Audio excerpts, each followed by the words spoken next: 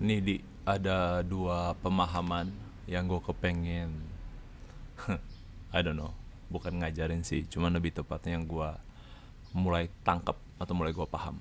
Nah, yang tadi yang terjadi adalah literal weak creation, weak ke bawah. Oke, jadi ini ke bawah ini QB, ini perfect world ya. Ideanya adalah setelah QB ini jadi weak creation buat naik ke bawah. Nah, makanya gue yakin banget buat tadi naik ke atas itu karena tadi adalah 715 ke confirm bikin ini dengan weak creation naik ke atas. Jadi kalau di dalam candle isi dalam 1 menit itu literally cuman kayak set, push and pull, ya kan? Ininya ini adalah bagian ininya nih. Oke, you got it, good. Tapi more often than not, gue lagi suka pakai kata itu, more often than not, price tuh bakalan seperti ini nih. Oke, gini-gini deh. Hmm,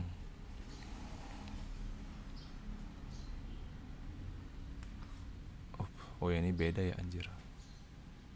Nah, more often than not, harga itu bakalan pas nyampe bawah dia bakalan ranging dulu.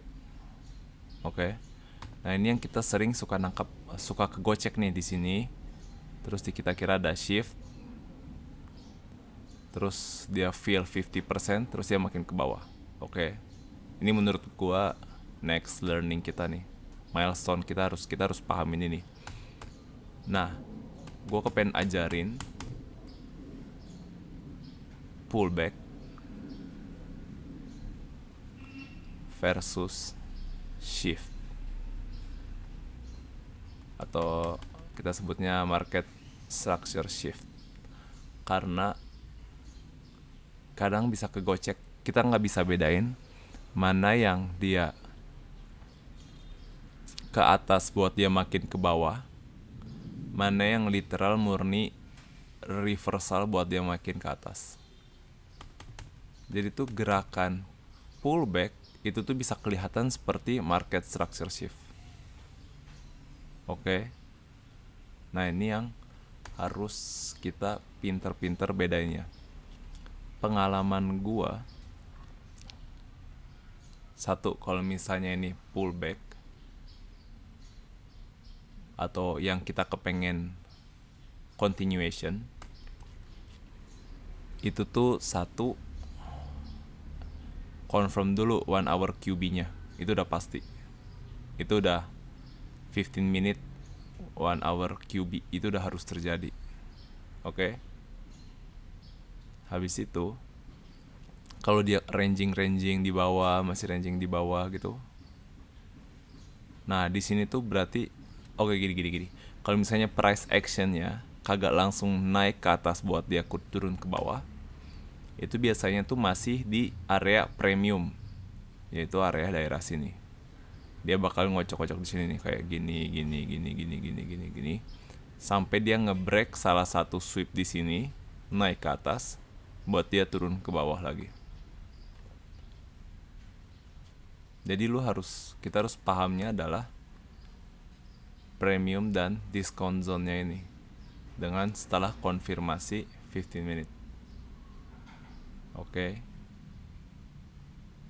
Nah, kalau lu lihat, uh, kita lihat contoh ya. Ini gimana cara hapus semuanya nih. Oke.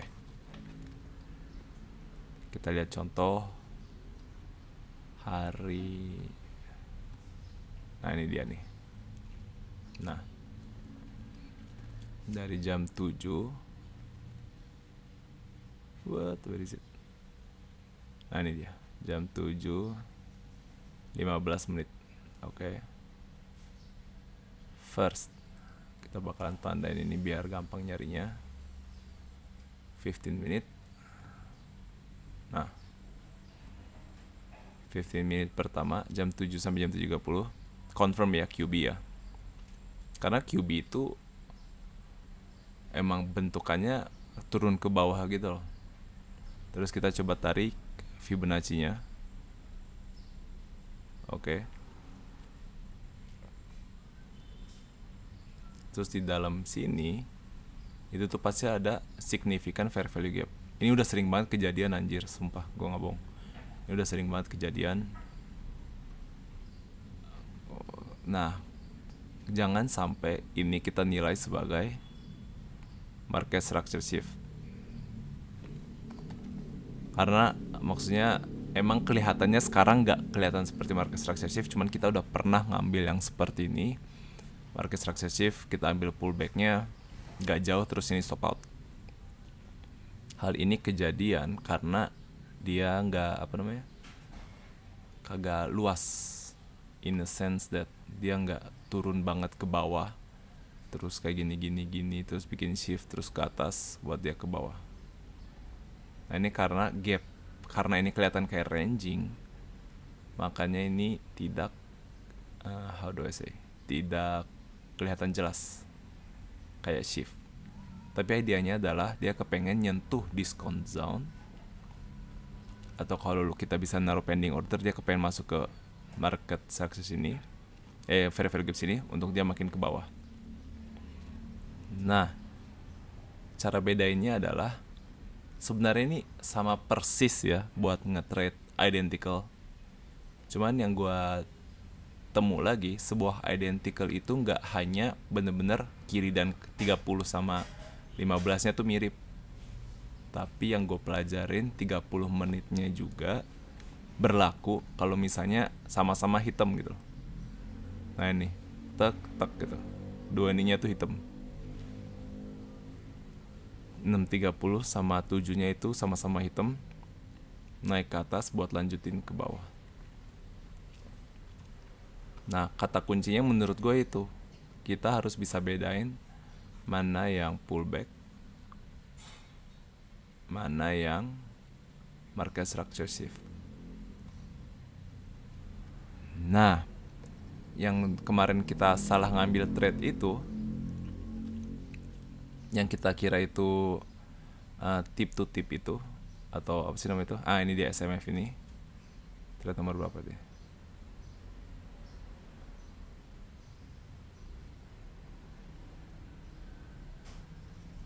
Nah ini yang kita kira.